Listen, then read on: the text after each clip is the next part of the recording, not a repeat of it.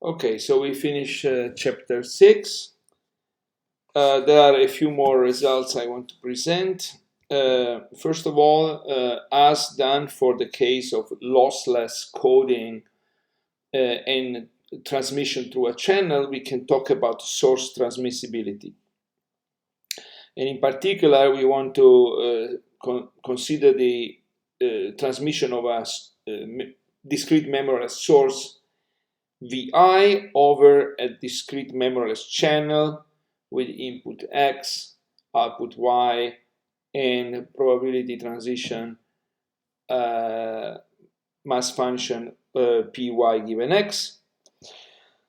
In particular, consider the ratio tau of source symbols, so channel uses per source symbol. So the ratio n is the block length of the code word in channel uses, k is the block length of the source, and we want to achieve an end-to-end distortion, D, defined as usual. And in addition, we also have a input cost for the channel, so a cost function B and average input cost, capital B. So the theorem says that the source is transmissible when the rate distortion function R of D is less than tau times the capacity cost function C of B. And this is very easy to prove by separation, basically concatenating an optimal source code with an optimal channel code. So here is the source. This will be bits. So here there will be a message out of the source coder. The message is mapped into a code word, and then this is mapped in, is transmitted through the channel. We receive channel output, and then we have the reverse transformation, channel decoding, and then source decoding.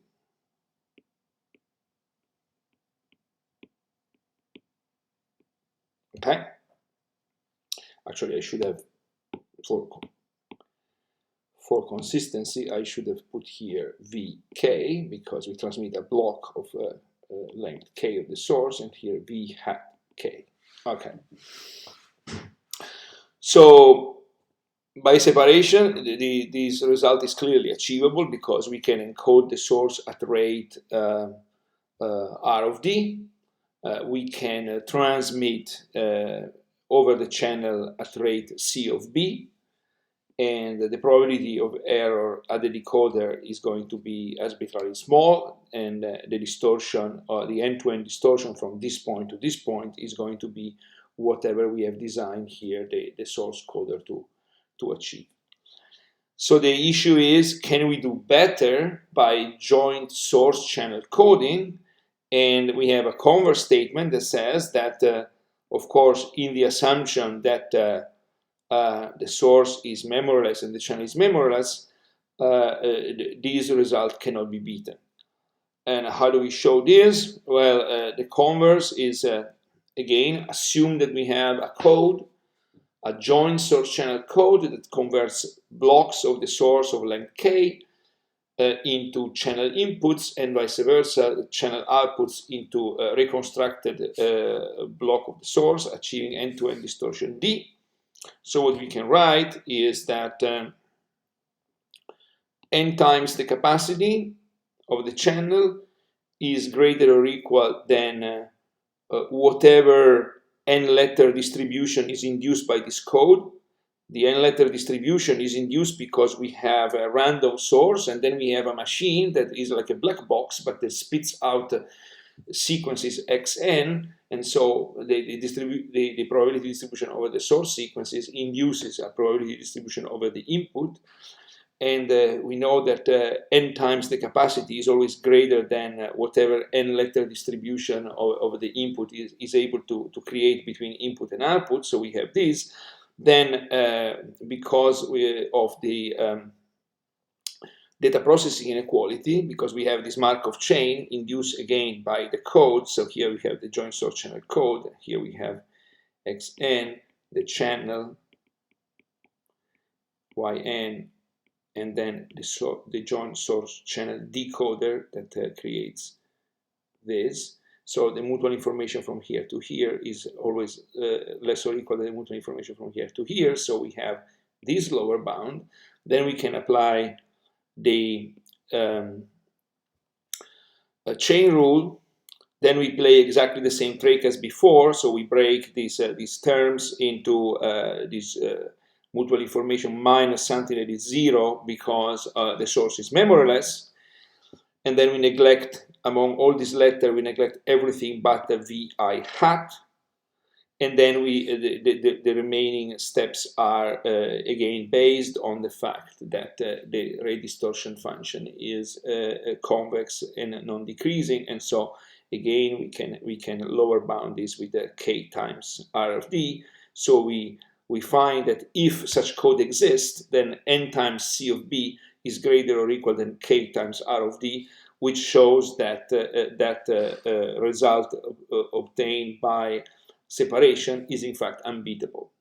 Okay, so this gives an exact condition for source transmissibility. If I want to achieve an end-to-end distortion of D, I need that the ray distortion function is less than tau times the capacity cost function, and tau is the ratio between the channel block length n and the source block length k. Good. Another side result is the Black-Hat-Harimoto for ray distortion. So I will not spend too much time here because this follows very similarly to whatever we have already seen for channel capacity cost function. So the story is that now we want to solve a convex problem, and the convex problem is solved with respect to the transition distribution. So we have the source distribution is a probability vector P, which is given, and we want to optimize the transition matrix P, that is the transition matrix for describing the probability distribution P x hat given x. And so we can write the mutual information in terms of, as you know, in the usual way, so the expectation, so sum over Rs of PR, P sub R, P sub Rs, and then logarithm. So this will be Px hat given x, and these, because we are summing with respect to R, so this is Px hat. Okay, so that's the usual expression of mutual information, and we are optimizing with respect to this probability transition matrix. And D here is the set of all such stochastic matrices such that they achieve distortion, average distortion less or equal than capital D. So just to be clear, when I write expectation of D of x hat, this means sum over all possible x's, sum over all possible x hat in the corresponding alphabets. And then this will be the probability P x comma x hat, small x hat, D of x comma x hat. But now I can write these as Px hat given x. And now when you replace this with indices, these become sum over R, sum over S, which is this double sum over Rs.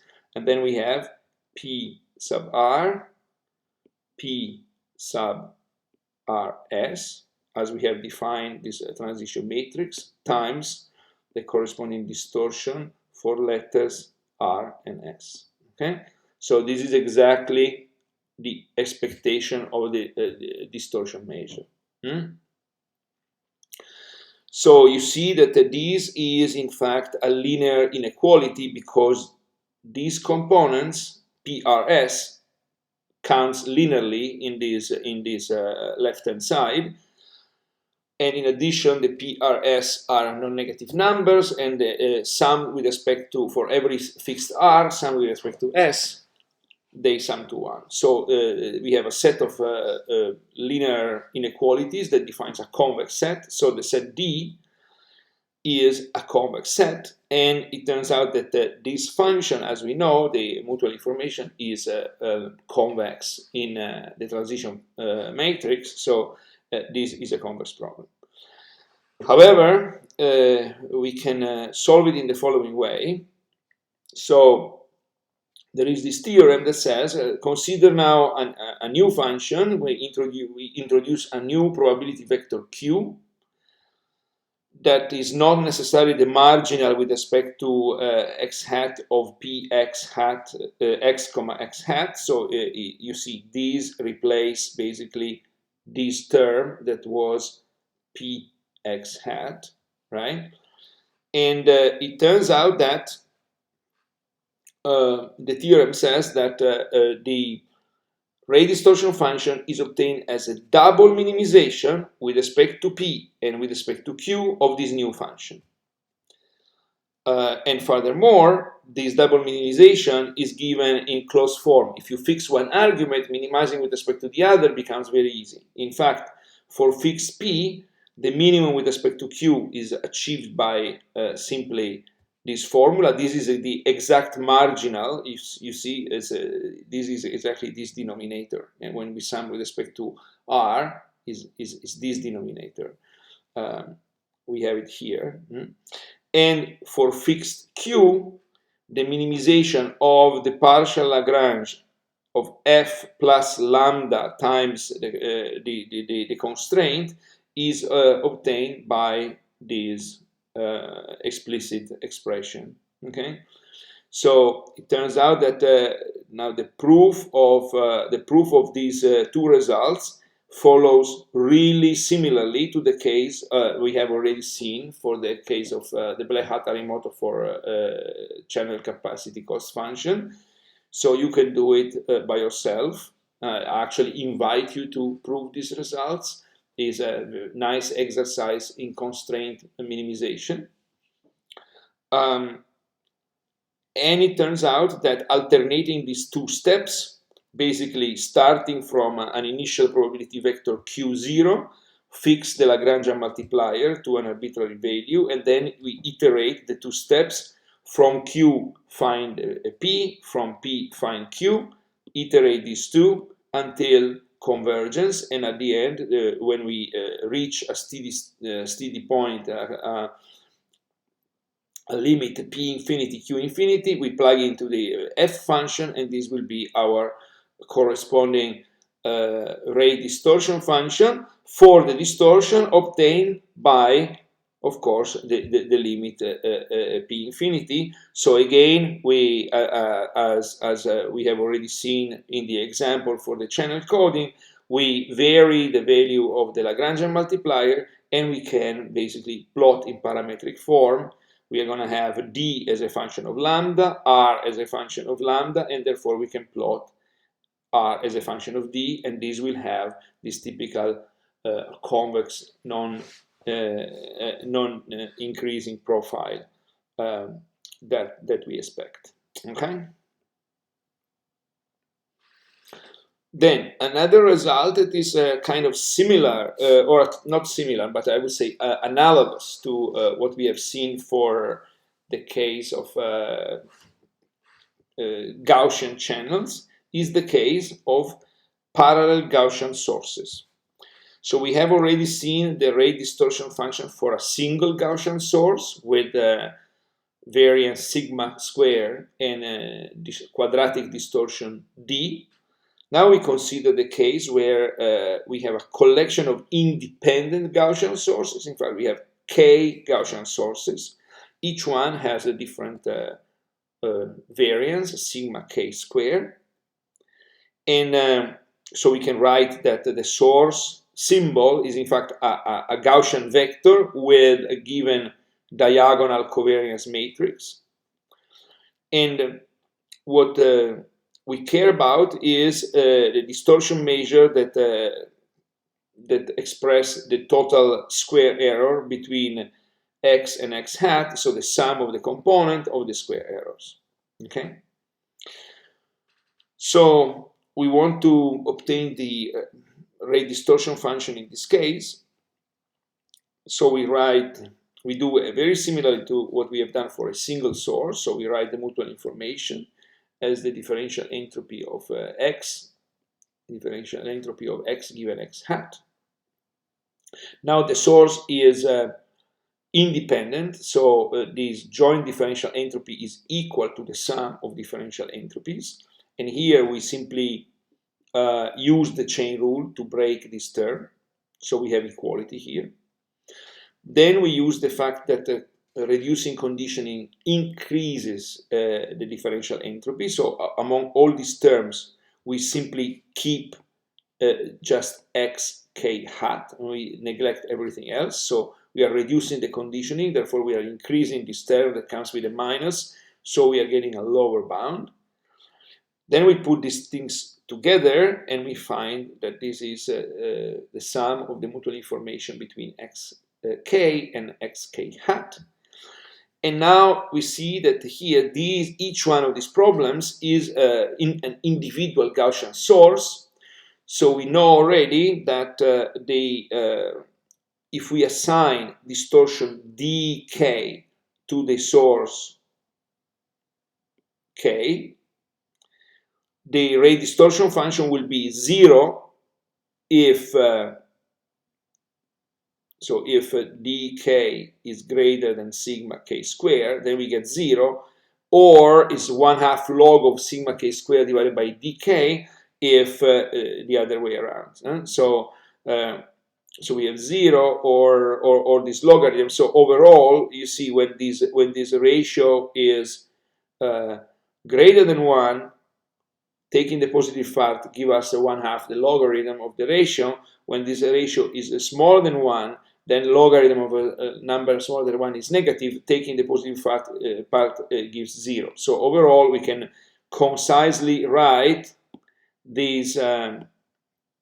We can concisely lower bound each of these mutual information with the positive part of 1/2 logarithm of sigma k squared divided by dk. And so at this point, our problem consists of allocating the distortion. So we have a total distortion budget that cannot be larger than d, and we have to allocate these distortions across the sources. So this is very much similar to the power allocation or energy per symbol allocation that we have seen in the case of Gaussian parallel channels. There we have a total budget of energy per symbol, and we basically have to find the optimal allocation of energy per symbol across the channels. And here we have a total budget of distortion, and we have to basically allocate the distortion across the sources. Of course, the goal is to minimize this expression. So how do we minimize this? So the problem is minimize this objective function subject to this constraint, and subject to the constraint that these distortions are dk are less or equal than sigma k squared, because putting a distortion larger than sigma k squared doesn't make sense, right? We want to minimize this, and of course, if we increase the distortion over sigma k squared, we get 0 in the objective, so we don't decrease the objective anymore, but we get more distortion. So clearly the solution must be in between 0 and sigma k squared for every k. And therefore we can remove this positive part from the objective function, because in fact these terms will be at most to at least 0, and you cannot have negative contribution to the rate. Okay, so this is a convex problem, and we can solve it with the usual method of writing down the partial Lagrangian function, basically treating this constraint, the sum constraint, and then discussing what happened at the boundaries. Okay. So the partial Lagrangian function in this case is this. We write the objective function here, and then plus the Lagrangian multiplier, which is always non-negative, times the constraint. And now we want to maximize this with respect to the primal variable, which are the distortions, and the dual variable, which is the Lagrangian multiplier.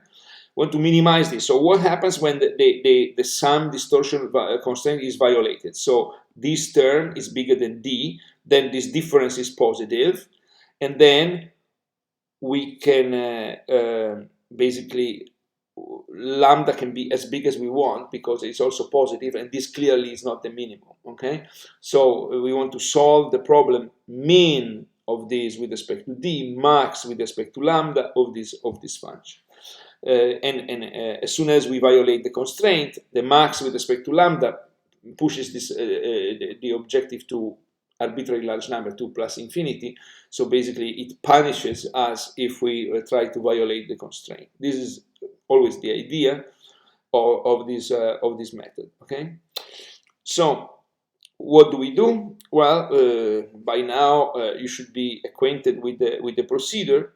So we consider a stationary point with respect to the primal variable. So we consider the partial derivative of the Lagrangian function with respect to the dk. And then we discuss what happened at the boundaries. So the partial derivative of this function with respect to dk is simply minus 1/2, so minus 1 over 2d from here, plus lambda.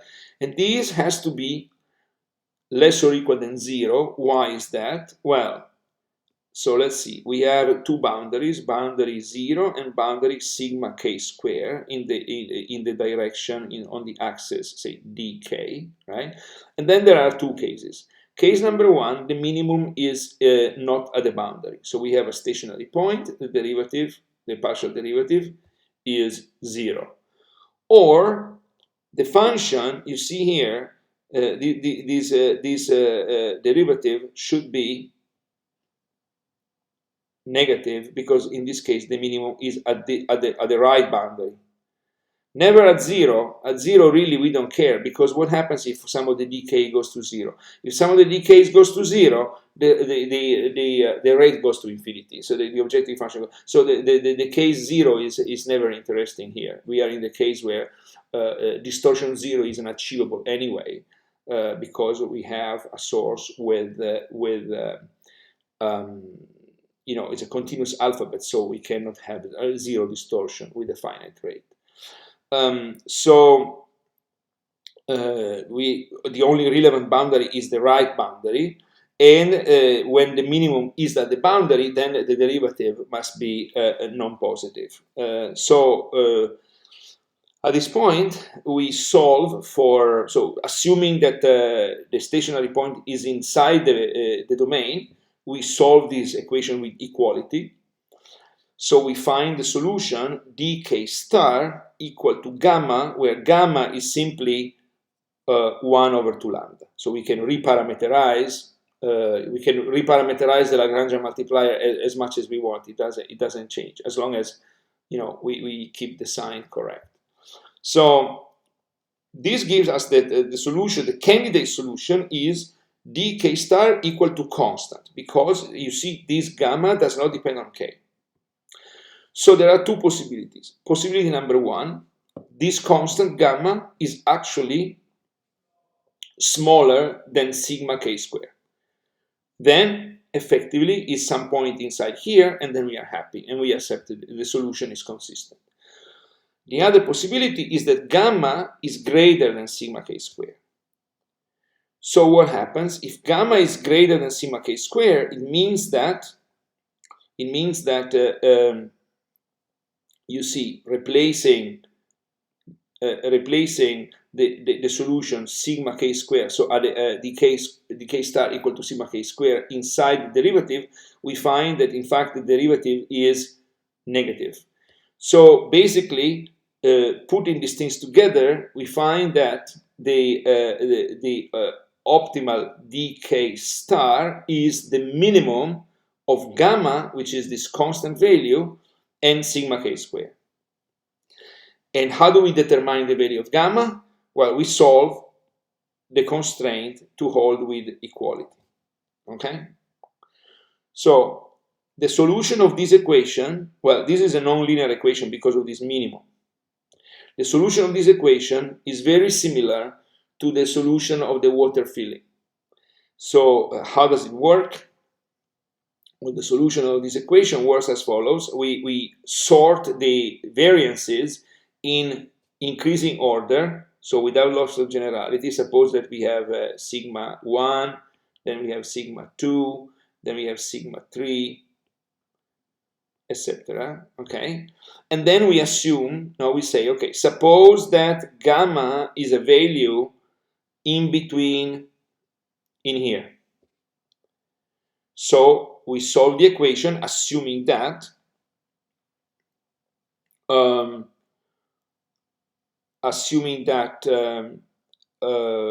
we have basically, no, sorry, it's that. Suppose that gamma is in here, right? So in this case, all the distortion are equal to gamma. So we have the solution k, gamma equal to d. So gamma is d over k. Well, question, is d over k less than sigma 1? Yes, no. If it is, we accept it. If it is not, then we have to test another interval. We assume gamma in between sigma 1 and sigma 2. What happens? It means that now we have the equation sigma 1 squared plus k minus 1 gamma equal to d. We solve for gamma, we test again until we find a consistent solution. And we test one interval at a time until we find a consistent solution. So the procedure is very, very similar to what we have already seen. There will be some examples, in fact, one example in the problem set that I have posted. Okay, so at the end, once you solve this the equation for gamma, then we plug the gamma inside the objective function, right? So then we have that the rate distortion function is given by this formula, because when gamma is less than sigma k squared, then we have 1/2 logarithm sigma k squared divided by gamma, so the dk is gamma. When gamma is greater than sigma k squared, then we know that in this case the distortion is equal to sigma k squared, and in this case this logarithm is negative. Taking the positive part gives you 0 rate. This is the case where we basically simply do not encode that component of the source, because basically encoding with the all 0 sequence give us already the required distortion and give us 0 rate in the contribution to the rate. So at this point, I want to make a link between these parallel Gaussian sources, and by the way, this method, this distortion allocation, which in fact corresponds also to a bit allocation, because you see we are allocating these many bits to every kth component of the source.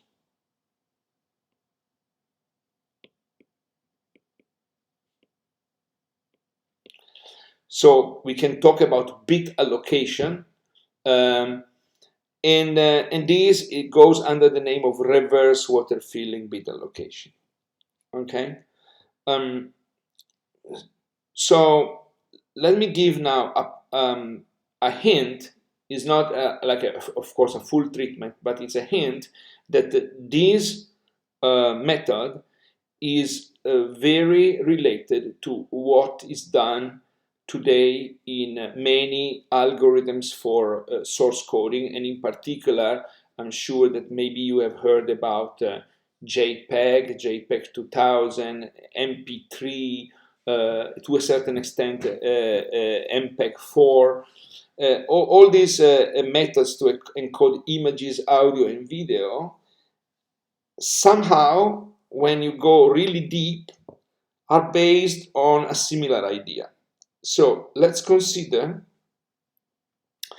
the case now of a correlated Gaussian vector. So instead of having simply a parallel Gaussian source, our source generates, every symbol generates vectors which are Gaussian but have a covariance matrix sigma that is not necessarily diagonal. So now there is we can write this correlated Gaussian vector in the following way. We consider the eigenvector decomposition of the covariance matrix. In general, every positive definite symmetric matrix sigma can be decomposed into the product of a matrix of eigenvalues, which is unitary, times a diagonal matrix of matrix of eigenvectors, which is unitary, times a diagonal matrix of eigenvalue, times the same matrix of eigenvectors Hermitian transpose. So the property of these matrices is that the columns U1, UK form a unitary basis. In other words, UI, UJ inner product is 1 if I is equal to J and 0 if I is different from J. Or otherwise said, U Hermitian U is equal to U Hermitian is equal to identity. K by K identity. So we can represent this Gaussian vector in the following way. This is called the Karun-Love decomposition of a random vector, and in particular for Gaussian vectors, we can write our correlated Gaussian vector as a linear combination of the columns of U, those are deterministic unitary vectors, weighted by independent Gaussian coefficients. So basically, this means that we can turn a correlated Gaussian vector using a unitary transformation, so multiplication by unitary matrix, into a parallel Gaussian source, because the covariance matrix of this W is simply lambda, and lambda is diagonal. Okay?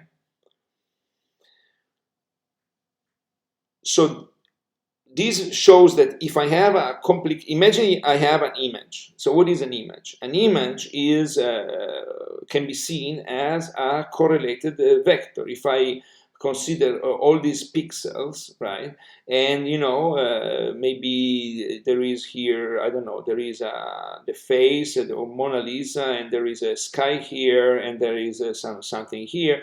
So those pixels are not independent. The pixels that are close to each other are strongly correlated. So these can be seen as a correlated vector of values, right?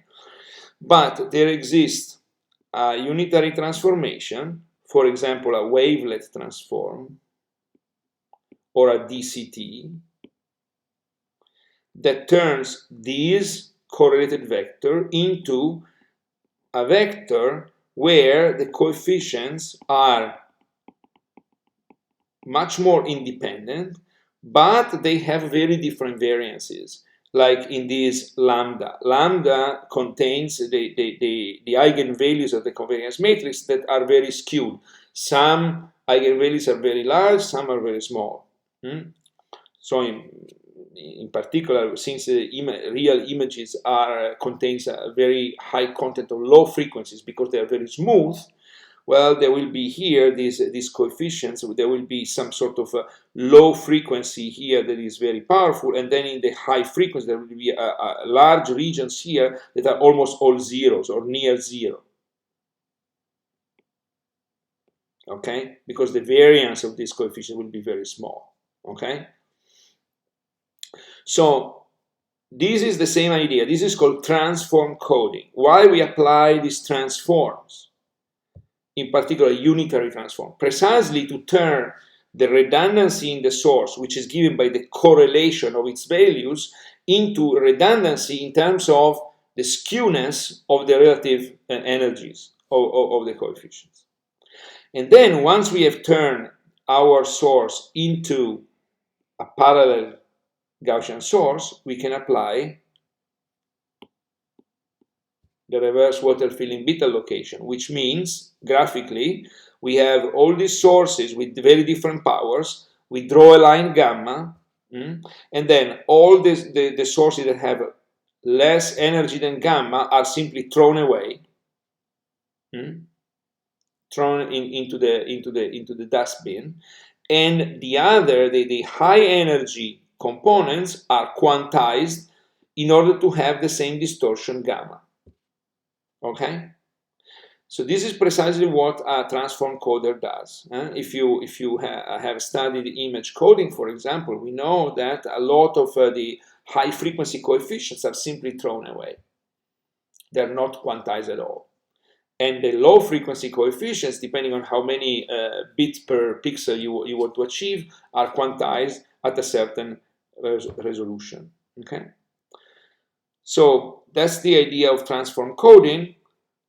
Take a natural source, apply a convenient unitary transformation, turn it into a vector of uncorrelated, if they're Gaussian, they're also independent, but let's say uncorrelated, coefficients with a very different energy distribution, apply vector quantization to all these components. These components in the jargon of coders are called subbands.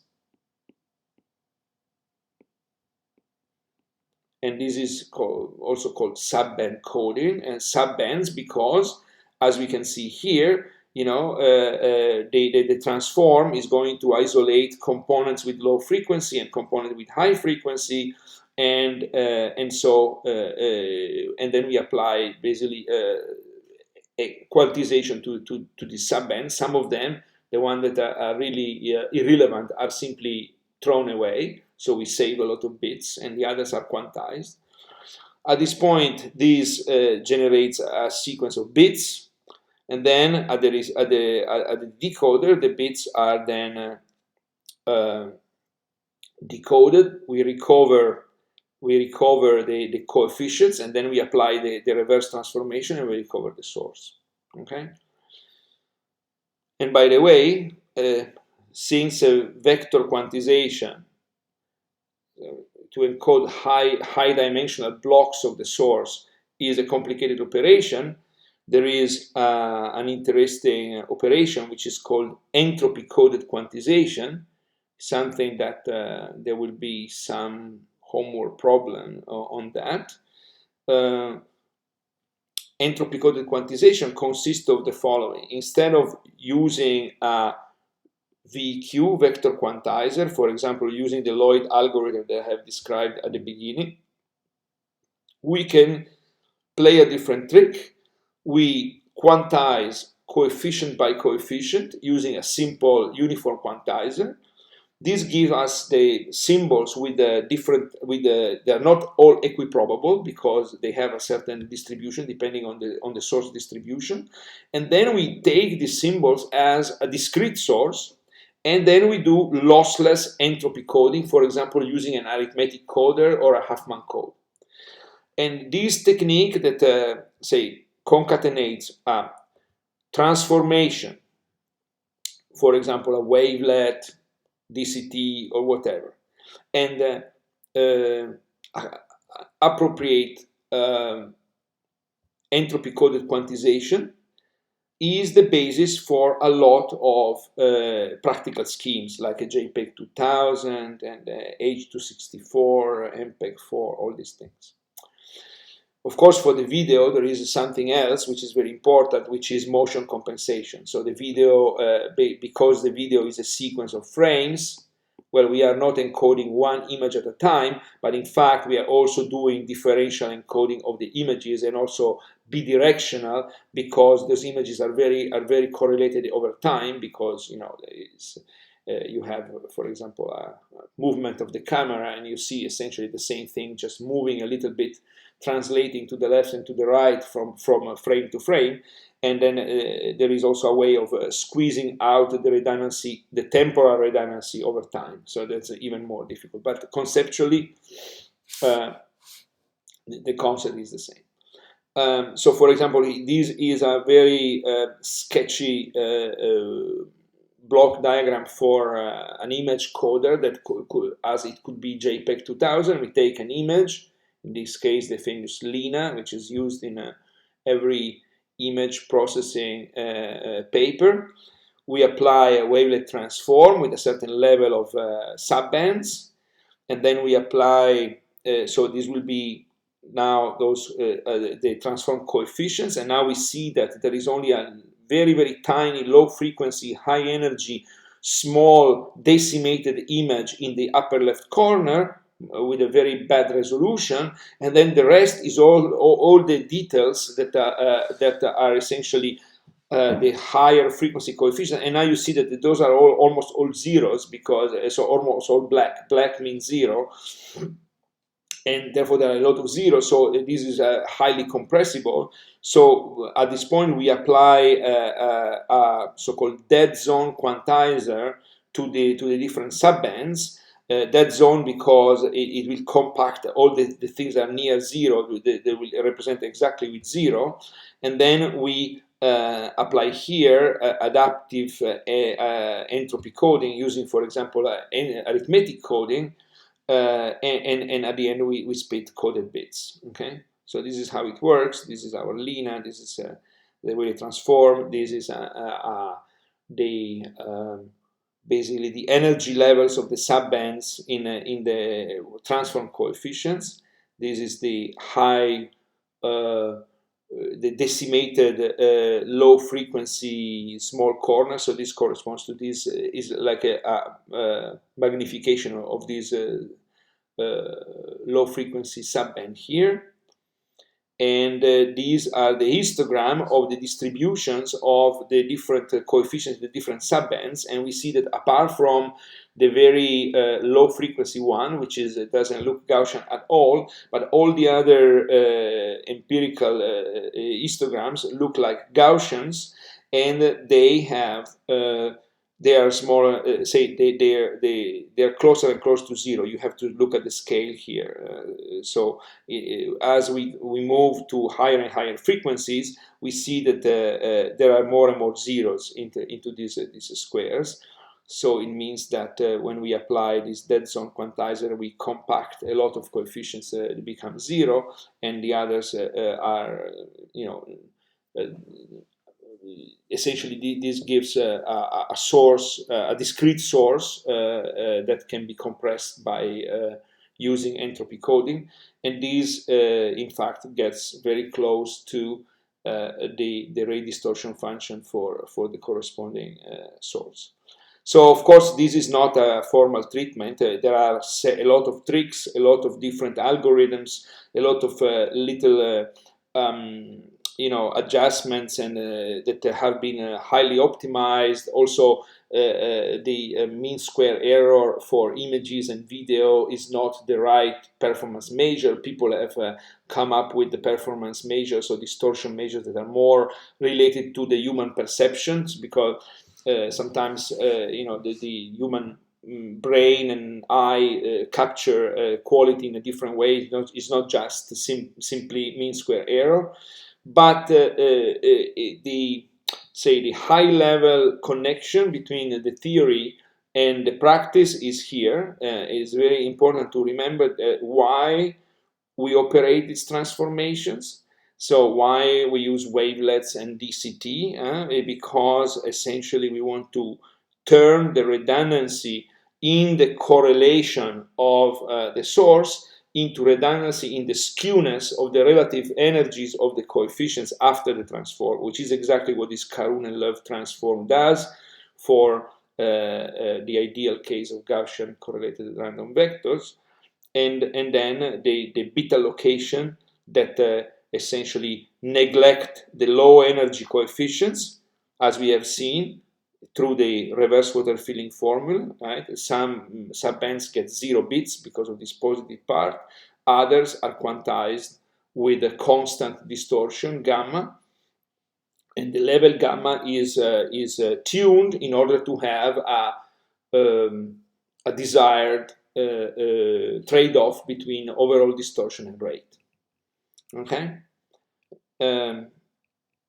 So this concludes this chapter. I hope that you have at least well understood the rigorous mathematical details of the rigorous results, but also the flavor and the connection between rate distortion theory in information theory and practical source coding algorithms based on transform coding and beta location and entropy coded quantization, as I have mentioned.